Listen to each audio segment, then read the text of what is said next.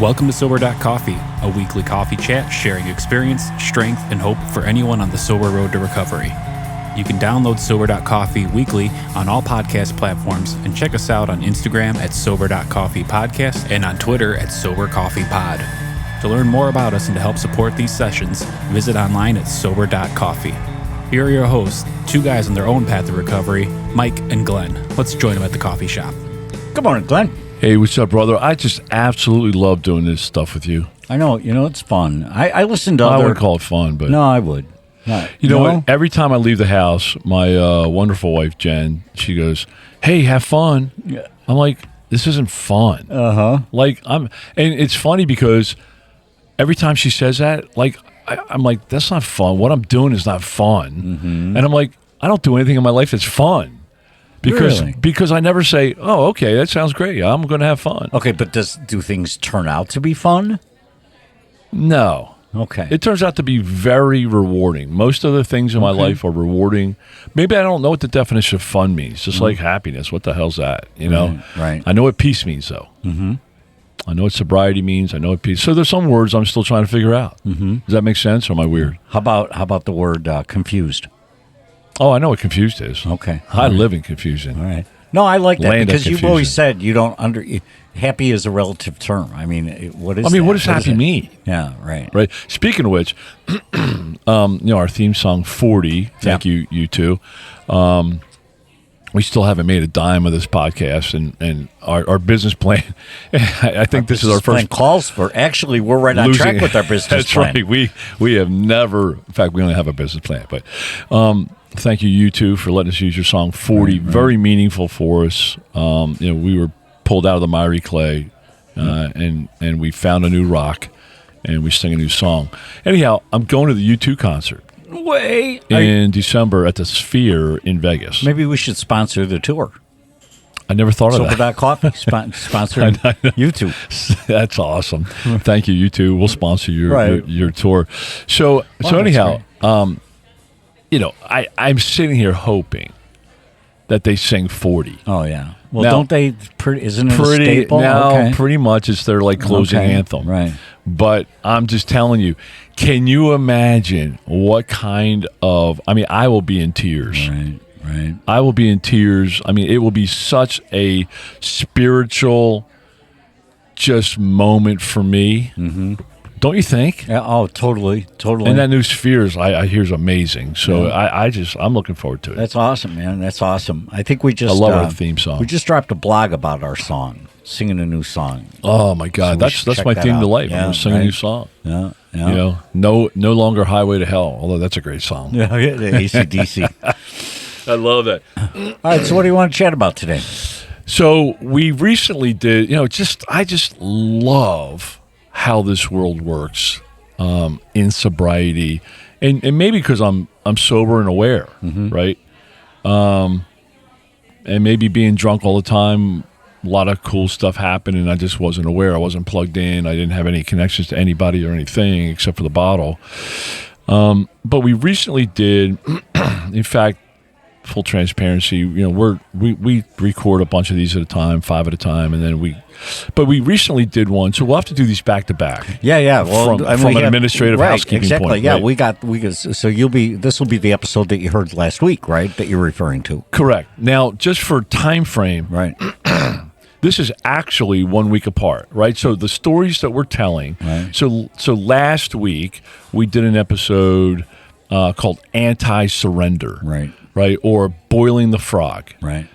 And I was sharing the story of a gentleman that I have the privilege of sponsoring, and his refusal and anti-surrender and what that looked like, right? And the pain and the suffering and the refusal and the ego saying his way and always, his way was always best. And I'm like, look at your results, right? And so we did a whole episode about that. So if you're listening to this episode, you got to go back and listen to that one first. So in real time, kind of like behind the scenes production wise, we are 1 week away. So what we're going to share now happened in the last week. Right. Does that make sense? Yes, to the same guy, to your same guy. sponsor. We're continuing the story 1 week later. So everything we talked about happens in 1 week, and just from a recording standpoint, we're going to drop them back to back. So what changed last week? Great segue there, Mr. Mike. So, apologize, I'm sick, but so here's what happened. Knew he was struggling, lost his rental house. This is the part of the boiling the frog story, right? Go into extended stay, lost his job, not working, drinking, drugging. Family not talking to him. Family cut him off, right? Cut him off, because he has a PhD in manipulation, so they finally cut him off, and I'm like, you know what? He will, and they asked me, and I said, hey, he will suck you dry. And he will manipulate, and he will absolutely suck you dry, and he will not change. I said, you are investing in his highway to hell. You're not investing in a sober path. I said, investing in a sober path is different than just giving him more money to buy more booze, more drugs, because that's an endless hole. That hole goes down to death. So they cut him off. So, of course, he's making him feel bad, right? So he calls me, and I know he's going through hell. And hey, as a sponsor, we carry the message, not the alcoholic, right? So, I mean, hey, as I share this, if you got some points, to coaching points, shoot them out. But so, I was dinging him with a couple good things, right? A couple good message points, right? A couple things I saw on social media, a couple things that came out of my brain, a couple things that came out of the program, maybe 5, right? So he calls up, he says, I can't do this anymore. So this is since last week we did that episode on anti-surrender. He said, I can't do this anymore. That sounds like surrender to me. Or moving toward it. And I've heard that before from him. So I've worked with him for 4 years. So it was a diluted statement. And you could have didn't been. know. Could have Yes. been. No, I like how you put that. In the moment, I'm like, okay, boy cry wolf, right? Right. And I'm like, okay. And he goes, what should I do? And I said, do the thing I told you to do the last 12 times I've told you. Call Matt, call Stevie. Because I don't have the connections to get them in places, but I know connections that do, right? And Matt's part of an IOP program with Care Addiction in Geneva. He's an expert. And Stevie G, executive director of Arcosa, which is a sober living facility in Chicago. I'm like, those guys are frontline experts. Right. They are interventionalists, pain point, get you help, get your next step now, right? But I literally told him that 12 times in the last 2 months, right? And then I teed up Matt. I teed up Stevie. Hey, so-and-so someone might call you. Might be calling. And don't wait by the phone. What a false alarm, right? Because for a month. But then, he comes back. He said, I called him. Okay. And so what's the first thing I do? I called Matt and called Stevie. Did he? Did so-and-so call you? Yeah. Right? Because, I mean, hey, he's a manipulator. I mean, he's a manipulator. He is. Right. I mean, when we're in full-blown, man, we are absolutely – when I was full-blown, when my lips were moving, I was lying. Right? So I checked in. They're like – both of them said no. So I'm like, oh, here we go again, right? And then the next night, he's like, hey, man, I really need help. What do I do? And I'm like, call Matt, call Stevie. He goes, okay.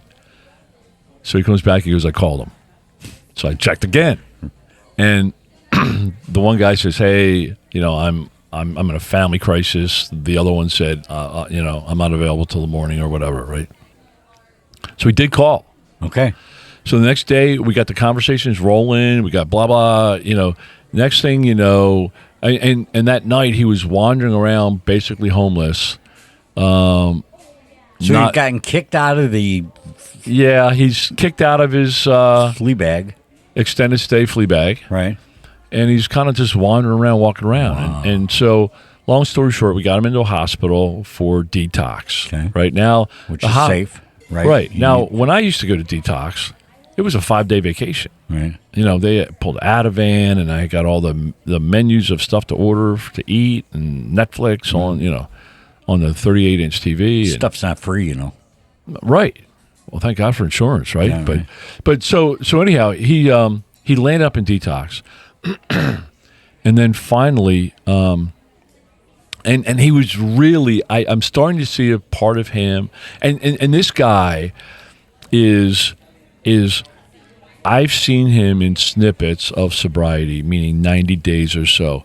This guy, at the core, is a very loving, wonderful, sharp, contributing individual. Yeah. When he's drinking, I mean, he's an absolute piece of shit. Yeah. And in fact, my favorite line that he says is, he goes, "Glenn, eat a dick." No, nice. And I'm like, thanks, man. When he's all beefed up. So anyhow, he's in this detox, right? And I'm like, hey, surrender. Let's get a plan. I'm like, they got social workers there that'll get you in rehab. You need to get in rehab because the sober living place will not take him. Yeah, that's right. Until he's got 10 or 12, 14 days, of good sobriety, and you're back stable, and then they'll take you and get to work, right? So he finds this place. He gets a social worker. He finds a place, and his mental head trash is like insane because I can see clearly he can't, right? He said, "Glenn, I can't go to rehab because I have bills." And I said, "I get it, man." I said, I said, "Trust me." Did you have bills when you went into yes. rehab? I had bills. And so that's how I'm helping him. I'm sharing. First of all, dude, I was there. I know what you mean. When I look at him, I'm looking at me. I mean, I'm seeing the same guy. I'm seeing the same excuse machine. That was my big thing. I can't go 30 days without income. Are you kidding me? He sits there and he says, "Look, I got bills." I'm like, "Okay. I'm hearing about these bills. Let's break it down." "What do you got?" He goes, "Well, Kohl's is calling me 10 times a day." And I'm like, "How much do you owe Kohl's?"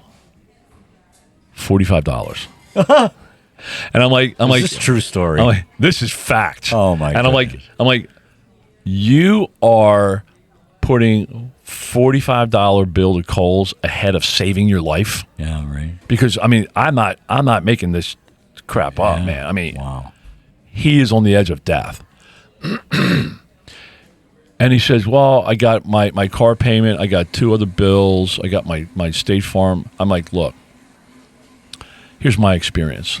First of all, when I was, September 4th, 2014, my FICO score was 480. Mm-hmm. Today is 812. Mm-hmm. And that took 8 years of work of doing the right thing." I'm like, "Look, there's nothing." I said, "First of all, in the last 6 months, have you paid your Kohl's bill?" "No." "Have you paid those other bills?" "No." "I'm behind. I'm like 4 months behind on everything." And I'm like, "So why are you all of a sudden worried about your bills?" Right. You haven't worried about it in the last 4 months when you're right. Your family's paying your extended stay. Your family's buying your booze. I mean, come on, man. Right? Eat a dick. So I know I told him that. I said, "Do not tell them to eat a dick." And so he says, "Well, my phone's getting shut off tomorrow." I said, "All right, look." I said, "I will pay your cell phone bill so it stays on." He said, "My family won't pay it anymore." I said, "I will pay your cell phone bill." I said, "Send me all the information. Send me your account number. Send me the details. Send me the carrier. Send me this, that." I said, "I will pay it so it doesn't get shut off." He goes, "Okay." So he sends me this stuff, and man, if you're trying to pay something for somebody else, it's just hard. It's tough. Right? I know, right? It's a jungle. I'm like, gym. I got a good card number here. I got a good bank routing number for you. Take my money. I don't care who I am. So I say to him, I said, "Look," I said, he just said, "Hey, have you paid it yet?" I'm like, "No, I'm trying." And again, I know what he's thinking because I've been there. He says, "Oh, I'll tell you what." He goes, "Just Zelle me the money, and I'll pay because I got it all set up on auto pay here on my phone. I'll just send the money to them." I said, "Dude," I said, "I'm going to be very transparent with you right now." I said, "There will never be a time until you are 1 year sober, there will never be a time I sell you cash that I put $1 in your hand. Yep. I said, I just won't. I said, there is zero chance of that happening. I said, you'll take that money and you will buy booze, you will buy coke, you will find a way to get out of that hospital and use. I said, today you have no money, you have no capacity. Now, he could talk his way into anything, but still, I said, you know, it ain't going to happen from you. I'm like, no, absolutely not. I said, I will figure this out. We will figure this out. So anyhow, I got a cell phone pay. So now I'm these couple bills. I said, hey, I will talk to them, right? Because he's hiding, right? I said, at least we'll give him I said, dude, there's nothing that we won't work through here. Mm-hmm. I said, if they take your car, it doesn't matter. No. Right? It doesn't matter. We're going to work through that. You're going to sober living. You don't have a job. You don't have income. You have nothing. You are starting out with nothing. Not to mention that the drink and the drug is going to take his life. He's going to have one high too many. Sounds like step one, right? One high too many. Sounds like step one. Yep. You know, he doesn't think his life is unmanageable to that level. But so anyhow, we got through that, and he says, okay. I said, look, man, you're starting at ground zero. I said, we will build back up over time. And I said, I want to set the stage. I said, you know, rehab maybe 2, 3, 4 weeks. Sober living. I said, I'm going to shock you right now, and I'm going to set the stage. In your mind, you need to start planning that you're going to be there for a year. Period. I'm like, 90 days is the minimum, 6 months. Hey, that's not bad. You're going to be there for a year. So that's the average length of stay. So I'm telling you, you're going to be there for a year. I said, when you come out of that year, I said, your life, you will not be able to recognize it. Mm-hmm. I said, but don't start thinking you're going to be out. Okay, yeah, I got it. And you work while you're in sober living. Oh, yeah. I mean, you can be gainfully employed. You build, right. You start seeing your kids again. I mean, he has shit on his kids. And you start seeing your kids. You start working steps. You start getting better. You start thinking better. You start using tools. Start learning tools. You start having confidence in your sobriety. You start building a new community, new friends, and new relationships, and blah, blah, blah. It's fantastic. Okay, so he said, okay, I got it. Thank you. I got it. I'm like, look, man, we're going to break this down. This is a novel idea. Nobody's ever heard it before. We're going to break this down one day at a time. You ought to coin that. Oh, my God, I should. Yeah. One day at a time. I'm like, nothing else in this world matters except for today. I said, here are your 4 functions today. This is when he's in the hospital. I'm like, 1, get into a rehab. Work with that social worker, get into a rehab. Get signed up for a rehab. I said, number 2, pick some good food off that menu. Number 3, pick some good shows to watch on that TV. Be nice to people. And number 4, flirt with the nurses. He says, I can do that. I'm like, that's all you got to do today. Nothing else in this world matters. Focus on those things today. Mm-hmm. So guess what? He did it. Next day, so we're lining up rehab. Now he's got a rehab lined up. Got a rehab lined up, going in for whatever, 30 days, whatever. And then he's got the Arcosa plan lined up, right? So now he's got his path lined up. I said, he goes, what am I going to do for money? I'm like, you don't need money. There's nothing in this world today you need money for. Right. Everything's paid for. Yeah. Just enjoy. And so he calls me later that day. He goes, Glenn, I got this great idea, man. Hey, this woman, I had some resumes out on Indeed. This great job called me. Man, what a great opportunity. And he goes, here's my thought. Instead of going to rehab and instead of going to sober living, he said, I can just do like a really good quality IOP program and work during the day and go to IOP. And I said, are you out of your fucking mind? Mm-hmm. I said, absolutely not. And I deflated a balloon. And he's like, I knew you'd say that.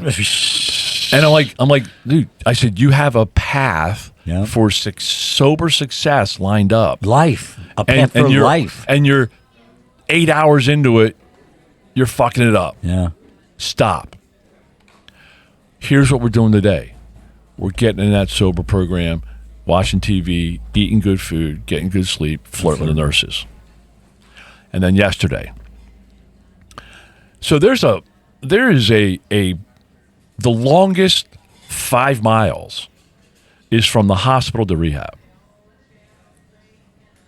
You realize that, right? To get out of the hospital and into that rehab, there are 1 million bars, 1 million liquor stores, 1 million drug dealers. There is a lot of distraction. Unfortunately, I was working. I had meetings. I couldn't pull away and drive him. I was going to line up an Uber driver. Anyhow, we got the rehab place to go to the hospital and pick him up.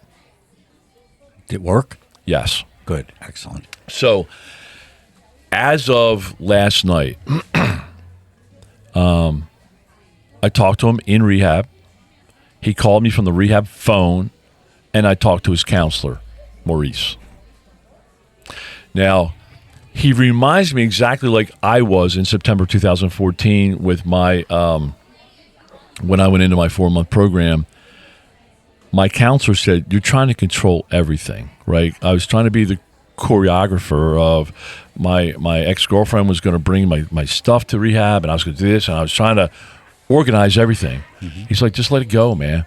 So now we're going in, a couple of my other sponsees, we're going in for some service work Sunday to clean out his hotel room, which is like, the last time I did that, it was a hazmat experience. I mean, it was absolute bullshit. It was the filthiest, ugliest, dirtiest, just cruddiest stuff I've ever seen. So we're doing that Sunday. I'm taking him some boxes to rehab because he has no clothes in rehab. Mm-hmm. He said, I borrowed a T-shirt from the Lost and Found, which is great. That's humility, right? I mean, that stuff's good. So here's what I'm hearing. I'm hearing the word surrender in there. So, I mean, I think this coffee was about anti-surrender and the results of his anti-surrender. But, I mean, his life hasn't changed. Things haven't, but they're getting better. They're not better, but he's taking the next steps. You've kept it very simple for him.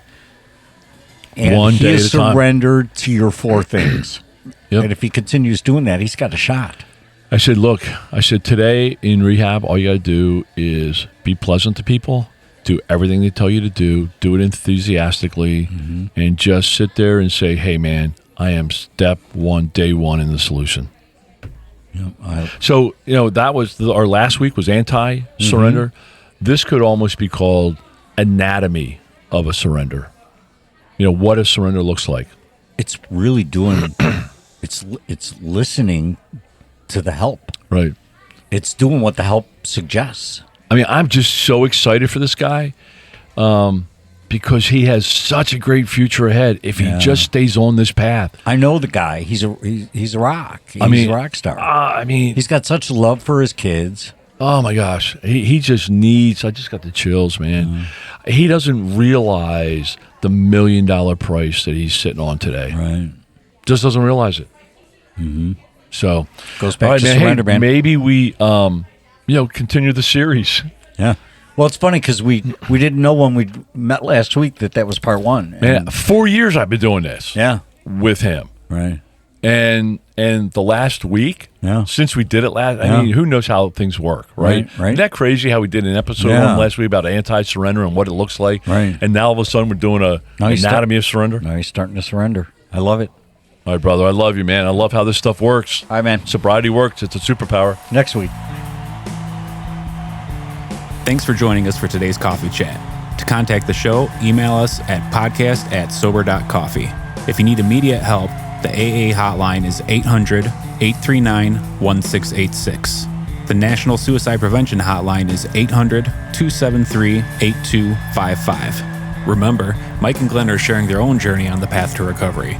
Any suggestions, medical or otherwise, are their own experiences and should not be viewed as professional advice. See you next week, and remember, there is a solution.